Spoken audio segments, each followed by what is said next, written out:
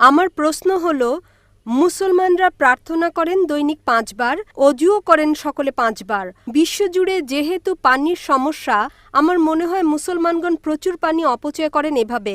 যদি আমি আপনাকে বলি বোন, প্রতিদিন গোসল করেন? জি স্যার। প্রতিদিন গোসল করেন? জি। অজু করার জন্য অজু আপনি 1 ঘট পানি দিয়েও করতে পারেন, 1 ঘট। ঠিক আছে। গোসলে আপনার কয় লিটার পানি লাগে বোন? কখনো মাপিনি। একটা আনুমানিক 1 বালতি তো লাগেই। জি। এই 1 বালতি পানি মানে 20-25 লিটার। তো আমি আপনাকে বলবো যে এতে অনেক পানির অপচয় হয়। তাই আপনি বোন দৈনিক গোসল না করে শুধু মাসে 1 বার গোসল করবেন, মানবেন এটা? না। আপনি বলবেন ভাই আমাকে পরিষ্কার পরিচ্ছন্ন থাকতে হবে। আপনি যেমন প্রতিদিন পরিষ্কার থাকতে চান, তেমনিভাবে আমরা মুসলিমরাও নামাজ পড়ার আগে আমরা চাই যে পবিত্র হয়ে উপস্থিত হই, তার সাথে আমরা গোসলও করি। আল্লাহ সুবহানাহু ওয়া তাআলার হুকুম সূরা মাইদা সূরা নম্বর 5 আয়াত নম্বর 6